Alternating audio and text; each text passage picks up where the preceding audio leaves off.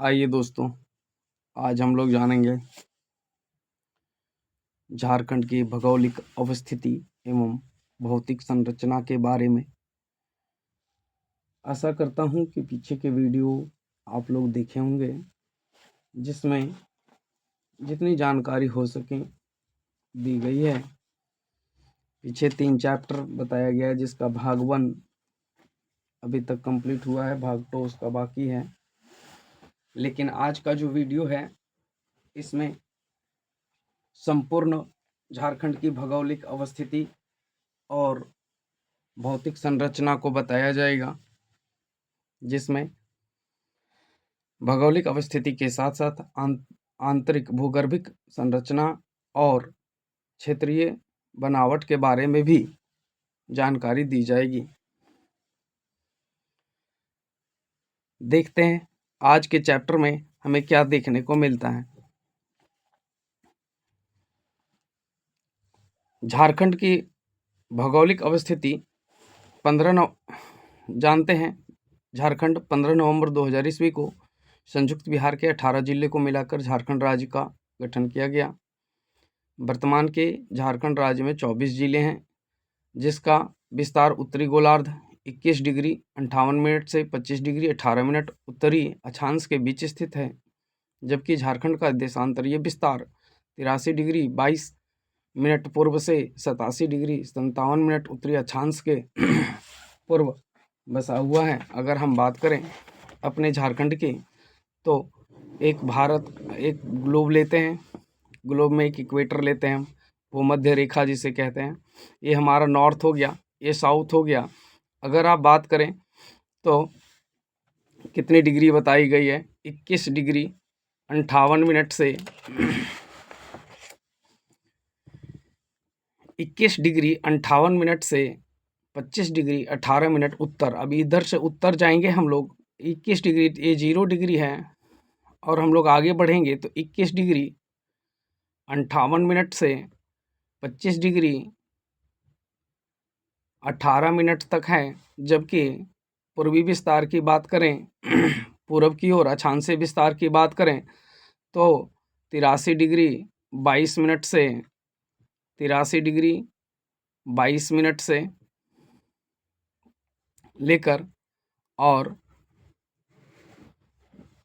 83 degree 22 minute से लेकर पूरब की ओर 87 डिग्री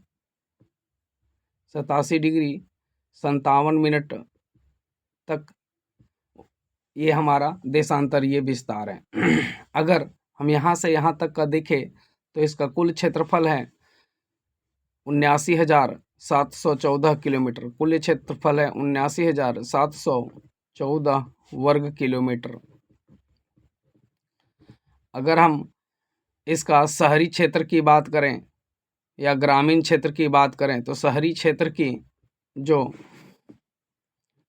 क्षेत्र की जो कुल क्षेत्रफल है वो है 1792 वर्ग किलोमीटर।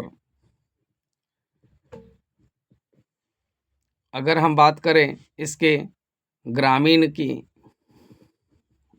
क्षेत्र के विकास की, ग्रामीण क्षेत्रफल की, तो ग्रामीण क्षेत्रफल है 77,922 किलोमीटर वर्ग किलोमीटर। तो ये हमारा था देशांतरीय और अक्षांशीय विस्तार झारखंड का। यहाँ का कुल क्षेत्रफल को भी आपने देखा। यह अगर बात करें भारत का कुल कितना प्रतिशत है, तो भारत का कुल 2.42% है। भारत के हिस्से का कुल क्षेत्रफल भारत के हिस्से का कुल क्षेत्रफल है 2.42%। अब अगर हम बात करें कि झारखंड के उत्तर में बिहार राज्य स्थित है। अगर हम इसके राज्यों की बात करें, झारखंड राज्य जो है वो 4 राज्यों से घिरा हुआ, 5 राज्यों से आप बात करें तो उत्तर में बिहार है, उत्तर में बिहार है। आप देखिए, ये उत्तर है, ये दक्षिण है, ये नॉर्थ हो गया, ये हमारा पार्ट हो गया उड़ीसा वाला पार्ट, ये जो हो गया वो साउथ हो गया। ये हमारा ईस्ट हो गया, मतलब पूरब हो गया, और ये हमारा वेस्ट हो गया। जिसको पश्चिम कहते हैं। तो आप देखें कि अगर हम नॉर्थ वेस्ट की बात करें, उत्तर पश्चिम की बात करें, तो उत्तर पश्चिम में उत्तर प्रदेश जो कि गढ़वा से लगता है। अगर हम पश्चिम में बात करें तो ये छत्तीसगढ़ है और ये गढ़वा लातेहार, गुमला और सिमडेगा से लगता है।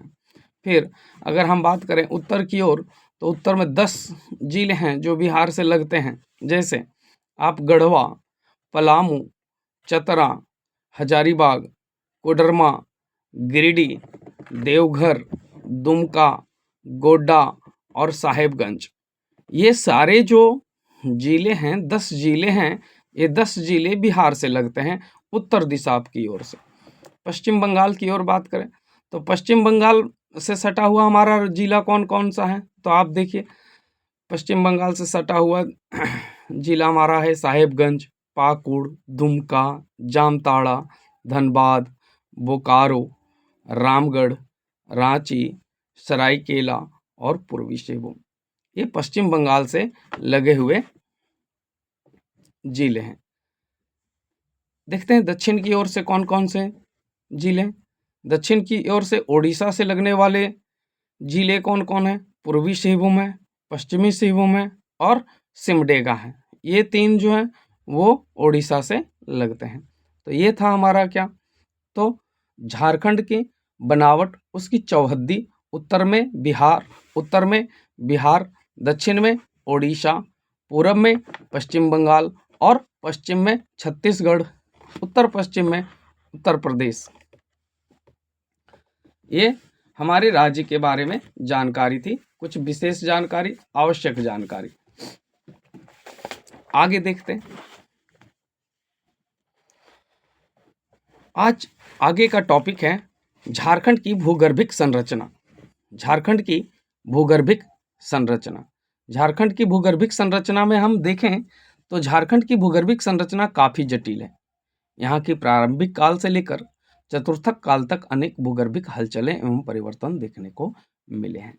तो ये भूगर्भिक हलचलें और जो ये चतुर्थक काल में भूगर्भिक संरचना में जो बदलाव आया है, आज हम लोग उसके बारे में जानेंगे।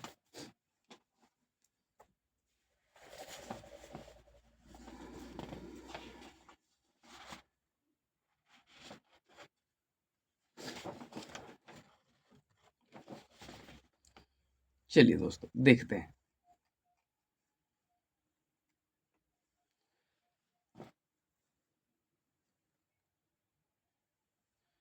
झारखंड की भूगर्भिक संरचना अत्यंत प्राचीन है, बहुत पुरानी है, जो मुख्य रूप से छोटा नागपुर पठार का हिस्सा है। यहाँ आर्कियन, धारवाड़ और विंध्यन और गोंडवाना कर्म की चट्टानें पाई जाती है।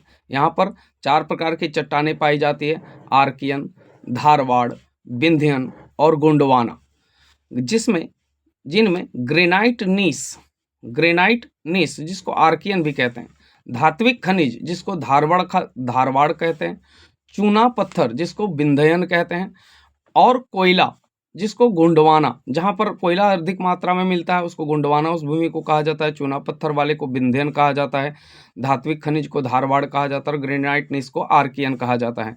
जहाँ पर प्रचुर मात्रा में मिलता है उन क्षेत्रों को कहा जाता है। यह क्षेत्र अपनी जटिल भूवैज्ञानिक संरचना के लिए प्रसिद्ध है। यहाँ की जो भूवैज्ञानिक संरचना है वह क्या है, बिल्कुल विशेष है। देखते हैं क्या है।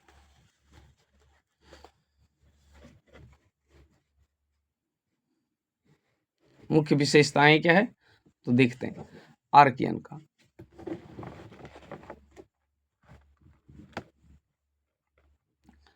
आर्कियन काल सबसे प्राचीन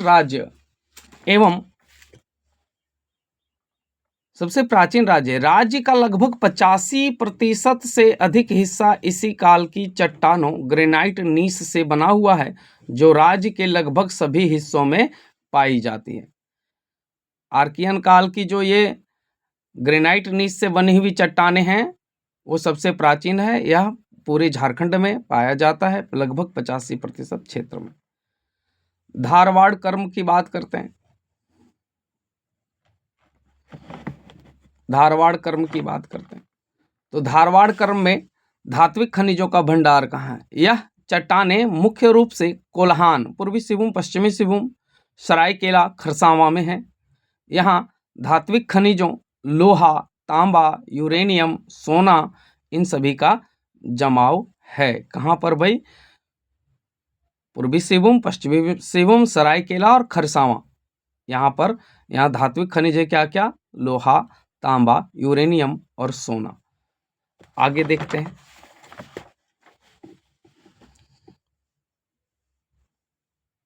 विंध्यन काल चूना पत्थर, इसके बारे में जानकारी लेते हैं। विंध्यन काल चूना पत्थर यह सोन नदी घाटी के क्षेत्र के उत्तर पश्चिमी भाग, जो खासकर गढ़वा और पलामू के में मुख्य रूप से पाई जाती है। विंध्यन काल का ये चूना पत्थर जो है वो सोन नदी घाटी के उत्तर पश्चिमी भाग में, कहाँ पर? गढ़वा और पलामू में मुख्य रूप से पाई जाती है। अब गोंडवाना कर्म, जिसको कोयला भूमि हम लोग कहते हैं, उसके बारे में जानते हैं। तो यह दामोदर घाटी, झरिया, बोकारो और राजमहल क्षेत्र में स्थित है। कहाँ कहाँ गोंडवाना है? दामोदर घाटी के झरिया, बोकारो और राजमहल क्षेत्र में स्थित है, जो कोयले की दृष्टि से बहुत महत्वपूर्ण है। राजमहल क्षेत्र को भी देखेंगे, राजमहल ट्रैप क्या है और राजमहल क्षेत्र क्या है, उसके बारे में भी आगे जानेंगे। राजमहल ट्रैप ज्वालामुखी, ये जो है एक प्रकार का ज्वालामुखी है। साहेबगंज और पाकुड़ क्षेत्र में जुरासिक युग में लावा के प्रवाह से निर्मित है। राजमहल ट्रैप जो है वो साहेबगंज और पाकुड़ क्षेत्र में है, जो जुरासिक युग में लावा, जुरासिक युग बहुत पुराना युग, जिस समय कहा जाता है डायनासोर युग का युग, जुरासिक युग में लावा के प्रवाह से निर्मित है, जो दक्कन ट्रैप का एक हिस्सा माना जाता है, दक्षिण पठार का एक हिस्सा माना जाता है। इसका भूगर्भिक इतिहास क्या है, चलिए देखते हैं। राजमहल ट्रैप आपने देखा नहीं, एक ज्वालामुखी, राजमहल ट्रैप ज्वालामुखी साहेबगंज और पाकुड़ क्षेत्र में जुरासिक युग में लावा के प्रवाह से निर्मित है, जो दक्षिण ट्रैप का एक हिस्सा माना जाता है। अब देखते हैं हम लोग भूगर्भिक इतिहास। झारखंड की चट्टानें पृथ्वी के प्रारंभिक भूपटल का हिस्सा है, जो अनेक भूगर्भिक हलचलों और परिवर्तनों से गुजरी हैं। झारखंड की चट्टानें पृथ्वी के प्रारंभिक भूपटल का हिस्सा है, मतलब एकदम आंतरिक भाग का, जो अनेक भूगर्भिक हलचलों और परिवर्तनों से गुजरी है। यहाँ की संरचना मुख्य रूप से आर्कियन युग की पुरानी चट्टानों, धारवाड़ की धात्विक जमाव और बाद के युगों में बने कोयला निक्षेपों, जिसको गोंडवाना भी कहा, से बनी हुई है। निक्षेप से बनी हुई है कोयला, जो ऊपरी परत। चलिए आगे का देखते हैं हम लोग। झारखंड की मुख्य रूप से भू आकृति, झारखंड की भू आकृति। झारखंड की भू आकृति मुख्य रूप से प्राचीन छोटा नागपुर पठार का हिस्सा है, जिसमें उबड़ खाबड़ पहाड़ियां, घने जंगल और नदी घाटियां शामिल है। इस राज्य की संरचना में रांची पठार, हजारीबाग पठार, दामोदर घाटी, पाट क्षेत्र, पश्चिमी क्षेत्र जिसको कहते हैं, सिमडेगा, सिंहभूम उच्च भूमि और राजमहल पहाड़ियां प्रमुख हैं। यह 79,916 वर्ग किलोमीटर में फैला एक पठारी क्षेत्र है। झारखंड की मुख्य प्रमुख भू आकृतिक अगर देखा जाए तो देखते हैं, सबसे पहला है छोटा नागपुर पठार। यह राज्य का सबसे बड़ा हिस्सा है और यह दक्कन पठार का हिस्सा माना जाता है। अगर आप भारत का नक्शा देखें तो दक्कन पठार इस क्षेत्र को कहा जाता है, दक्कन पठार इस क्षेत्र को कहा जाता है और ये दक्कन पठार का ही एक हिस्सा माना जाता है। पाट क्षेत्र, पाट क्षेत्र क्या है? यह झारखंड का सबसे ऊंचा हिस्सा है, जिसमें नेतरहाट, गणेशपुर और जनीरा जैसे स्थान शामिल हैं। फिर देखते हैं रांची और हजारीबाग पठार के बारे में कुछ जानते हैं। रांची और हजारीबाग पठार के बारे में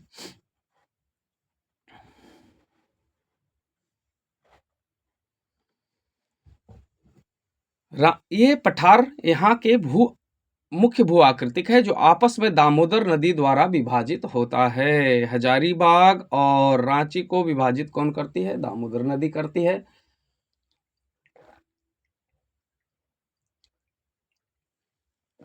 यह एक ही पठार का हिस्सा है।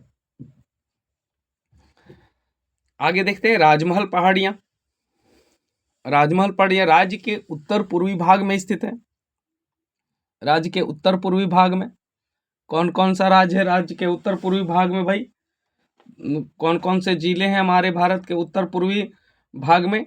तो देवघर, जामताड़ा, दुमका, पाकुड़, साहिबगंज, ये सभी माने जाएंगे क्या? हमारे वे जिले जो झारखंड के नॉर्थ ईस्ट में, उत्तर पूर्व में पाए जाते हैं। इन जगहों पर क्या है? तो ये ज्वालामुखी लावा से बनी उबड़ खाबड़ पहाड़ियां हैं। दामोदर घाटी क्षेत्र के बारे में जाने हम लोग। दामोदर घाटी क्षेत्र के बारे में, दामोदर घाटी यह क्षेत्र झारखंड के मध्य भाग में है और यह यहाँ गोंडवाना क्रम की चट्टानें पाई जाती है जो कोयला भंडार के लिए प्रसिद्ध है, जिसमें झरिया, धनबाद, हजारीबाग, गिरिडीह, सिमडेगा सिंहभूम उच्च भूमि। सिमडेगा सिंहभूम उच्च भूमि दक्षिणी झारखंड में स्थित है और इसके दक्षिण में मैदानी भाग भी है। दक्षिणी झारखंड में कौन कौन? सिमडेगा, पश्चिम सिंहभूम, पूर्वी सिंहभूम, सरायकेला, खरसावां, इन सबों को लिया जा सकता है। स्थित है दक्षिणी मैदान में के भाग में भी है। तो हमने अभी देखा झारखंड की जो बनावट है, भू आकृतिक विभाजन है, उसके आधार पर 6 भागों में बांटा गया है, जिसमें छोटा नागपुर पठार, पाट क्षेत्र, रांची और हजारीबाग पठार, राजमहल की पहाड़ियां, दामोदर घाटी, सिमडेगा सिंहभूम उच्च भूमि। चलिए देखते हैं भू आकृतिक के कुछ विशेष बातें, जिसको विशेषताएं कहते हैं। भू आकृतिक की मुख्य विशेषता यहाँ है कि यहाँ का आकार जो है, राज्य का कुल आकार लगभग एक चतुर्भुज के आकार जैसा है, 4 भुजाओं से बना हुआ क्षेत्र के जैसा है। यहाँ अधिकांश नदियों का बहाव पश्चिम से पूरब की ओर होती है। कुछ नदियां उत्तर की ओर भी बहती है, कुछ नदियां पश्चिम से पूरब की ओर बहती हैं। इसकी आकृति लगभग चतुर्भुजाकार है। यहाँ की अधिकांश मिट्टी कठोर चट्टानों के कटाव से बनी है। यहाँ पर जितनी भी चट्टानें हैं वो धीरे धीरे परिवर्तित हुई है, पत्थर से बनी हुई मिट्टियाँ हैं। चलिए आज जानते हैं अब झारखंड की मिट्टी के बारे में। झारखंड की मिट्टी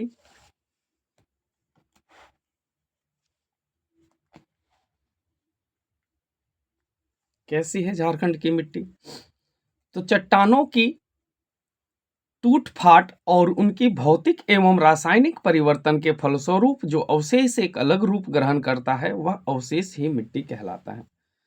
आप जाने जो बड़े बड़े चट्टान हैं वह एक दिन धूल और कण में बदल जाते हैं और वो धूल कण एक दिन मिट्टी में बदल जाता है।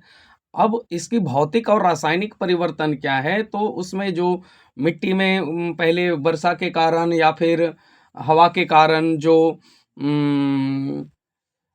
क्षरण हुआ, वह क्या हो गया? रासायनिक परिवर्तन, जबकि उसके रूप में जो बदलाव हुआ वह भौतिक परिवर्तन हुआ। तो ये मिट्टी जो बना हुआ है, पूरे झारखंड की जो मिट्टी बनी हुई है वो चट्टानों के टूटने फूटने से बनी हुई है। छोटा नागपुर की पठारी भाग में मुख्यतः अवशिष्ट प्रकार की मिट्टी पाई जाती है। अवशिष्ट मीन्स सबसे अंतिम प्रकार की जो मिट्टी पाई जाती है, जो विभिन्न खनिजों तथा चट्टानों के अपक्षय में परिवर्तन से निर्मित हुई है। और ये जो मिट्टी है वह किससे बनी हुई है? तो खनिजों से और चट्टानों के टूटने फूटने से, उसके अपक्षय होने से परिवर्तित हुई है। छोटा नागपुर की पठारी प्रदेश स्थलाकृति एवं संरचनात्मक विषमताओं के कारण अपना एक अलग स्थान रखता है। अगर हम बात करें छोटा नागपुर का पठार, तो पठारी प्रदेश, यहाँ की स्थलाकृति विशिष्ट है, यहाँ की संरचना विभिन्न है, विषम है, अलग अलग है, जिसके कारण से इसकी एक अलग पहचान है। यहाँ पाई जाने वाली मिट्टियों में विषमता रचना, टेक्सचर, रंग और उर्वरता से संबंधित है। यहाँ की मिट्टियों की अगर संरचना की बात करें, रचना की बात करें, तो उसके को रचना, रंग और उर्वरता से संबंधित है। उसका रंग के बारे में बताया गया और उसकी उर्वरा शक्ति के बारे में बताया गया। झारखंड की मिट्टियों में फेरिक ऑक्साइड, झारखंड की मिट्टियों में फेरिक ऑक्साइड और बॉक्साइट का अंश अधिक रहता है, जिससे मिट्टियां अधिक लाल रंग की होती हैं। फेरिक ऑक्साइड और बॉक्साइट की अधिक उपस्थिति में यहाँ की मिट्टियां कैसी दिखाई देती है? लाल दिखाई देती है। अधिकांश जगह ग्रेनाइट और नीस के कारण लाल मिट्टियां अलग अलग रूपों में पाई जाती है। ग्रेनाइट और नीस दो अन्य तत्व हैं जो लाल मिट्टियों के अलग अलग रूप देते हैं। मिट्टियों में बालू का अंश ज़्यादा रहता है। इस यहाँ के मिट्टी में बालू का अंश ज़्यादा रहता है। पथ प्रदेश में लेटराइट मिट्टी अधिक पाई जाती है। राजमहल की पहाड़ी में रेगर मिट्टी और लेटेराइट मिट्टी अधिक पाई जाती है।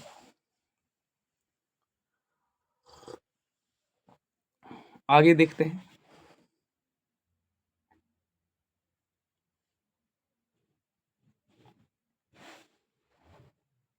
पथ प्रदेश में बताया ही, लाल मिट्टियां अलग अलग रूपों में पाई जाती है। मिट्टी में बालू का अंश ज़्यादा रहता है। पथ प्रदेश में लेटेराइट मिट्टी अधिक पाई जाती है। राजमहल के पहाड़ी भाग में रेगर, जिसको काली मिट्टी, और लेटेराइट मिट्टी जहाँ पर पाई अधिक जाती है। आगे देखते हैं। रांची, देवघर, गोड्डा, दुमका, धनबाद, गिरिडीह, हजारीबाग, ये सारे जिले नीस तथा ग्रेनाइट की बहुलता के कारण अधिकांश जगह मिट्टियां लाल रंग की पाई जाती है, जबकि धनबाद, सिंहभूम की मिट्टियों में लाल एवं काली मिट्टी का मिश्रण देखा जा सकता है। यहाँ की मिट्टियों में पोटास तथा चूने की मात्रा रहती है। पोटास तथा चूने की मात्रा ऊपरी भाग की मिट्टियों में काफ़ी पतली होती है, जबकि नदी घाटी क्षेत्र की मिट्टियों में इसकी पोटास एवं चूने की मोटी परत होती है। इसमें लोहे की मात्रा भी अधिक होती है तथा रंग भी पीला और भूरा का मिश्रण लिए हुए होता है। राजमहल पहाड़ी की रेगर, जिसको रेगुर मिट्टी, लावा निर्मित है और इसमें सिलिका, काओलिन तथा पोटास, मैग्नीशियम तथा आयरन ऑक्साइड की मात्रा रहती है। Silica, kaolin, potash, magnesium, iron oxide, इसकी मात्रा अधिक होती है। इस क्षेत्र की काली मिट्टी भीगने पर काफ़ी चिपचिपी होती है और नमी को अधिक समय तक बरकरार रखती है। सूखने पर यह काफ़ी कठोर हो जाती है। यह मिट्टी काफ़ी उपजाऊ है।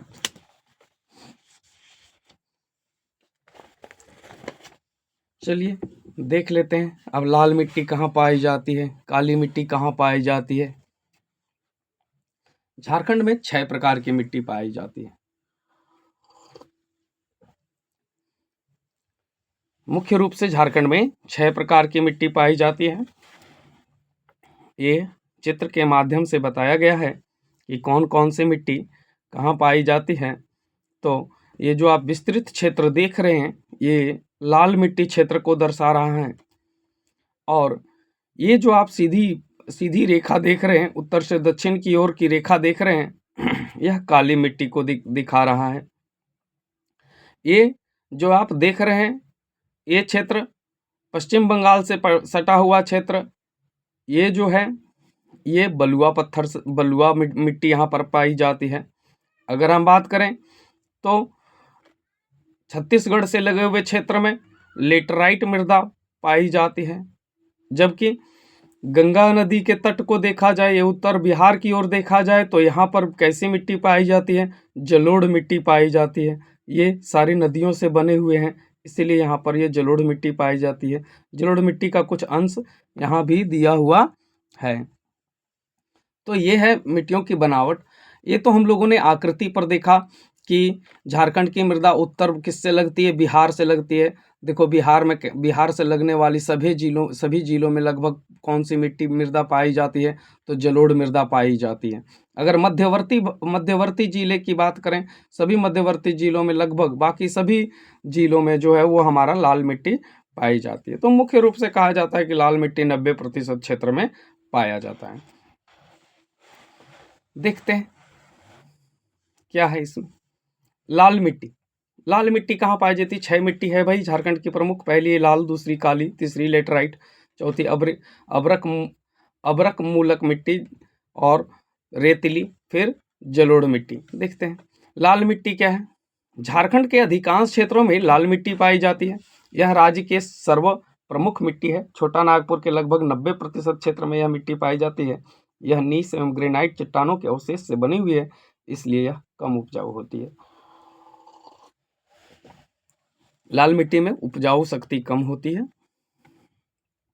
काली मिट्टी, काले एवं भूरे रंग की यह मिट्टी राजमहल की पहाड़ी क्षेत्रों में पाई जाती है। यह बेसाल्ट के अपक्षय से बनी है। धनबाद, बोकारो, हजारीबाग, यह बेसाल्ट के अपक्षय से बनी है। यह मिट्टी धान एवं चने के लिए सबसे उपयुक्त होती है।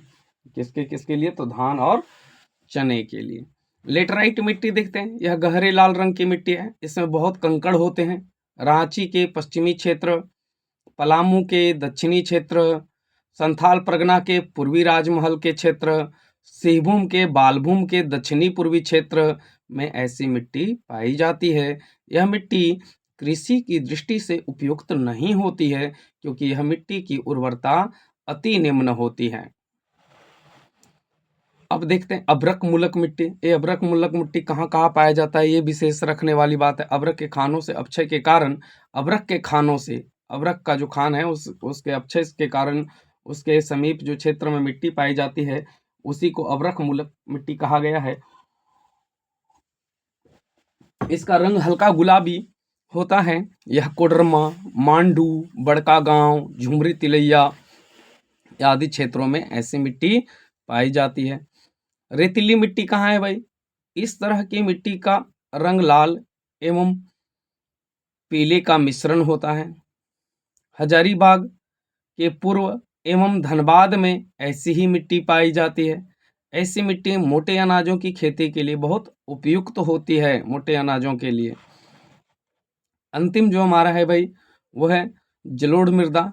चलिए जानते हैं जलोढ़ मृदा के बारे में।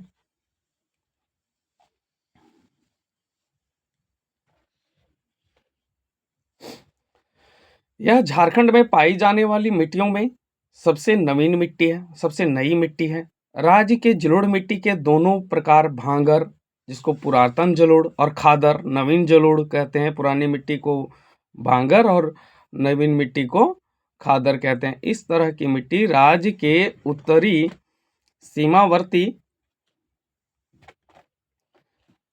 सीमावर्ती भागों में, संथाल परगना के पूर्वी किनारों, साहिबगंज, पाकुड़ के पूर्वी किनारों में पाया जाता है। चलिए आज के क्लास में इतना ही। आज हम लोगों ने देखा झारखंड के बारे में, झारखंड की बनावट, झारखंड की आंतरिक बनावट और झारखंड की मिट्टी के बारे में। आशा करता हूँ कि ये कक्षा आपको पसंद आई हो, तो आप मेरे चैनल को सब्सक्राइब कर दें, ताकि मैं अच्छे से आपको लाइव आकर पढ़ा सकूं। धन्यवाद।